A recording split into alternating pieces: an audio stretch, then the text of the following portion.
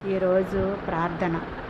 ప్రేమ కనికరము కలిగిన ప్రియ మా పరలోకపు తండ్రి, మీ ఘనమైన నామమును బట్టి స్తోత్రములు. గడిచిన కాలమంతా మమ్మల్ని కాచి కాపాడి నూతన సంవత్సరంలో మొదటి నెలలో 30వ తారీఖు వరకు సజీవుల లెక్కల్లో ఉంచిన మా తండ్రి, మీకు స్తోత్రం. ఈ రోజంతా మాకు కావలసినవన్నీ అనుగ్రహించి రాకపోకల్లో కాపుదల భద్రత దయచేసి రోగులందరిపై మీ హస్తం ఉంచి ముట్టి స్వస్థపరిచి నశించిపోతున్న వారిని రక్షించి రక్షింపబడిన వారి చుట్టూ మీ కాపుదల కంచి వేసి మరణము యొక్కయు జీవము యొక్కయు తాళపు చెవులు నీ చేతిలో పెట్టుకుని నాయన, మరి మరణము మీద మరి జీవము మీద అధికారము కలిగిన దేవా, మీకు స్తోత్రములు తండ్రి.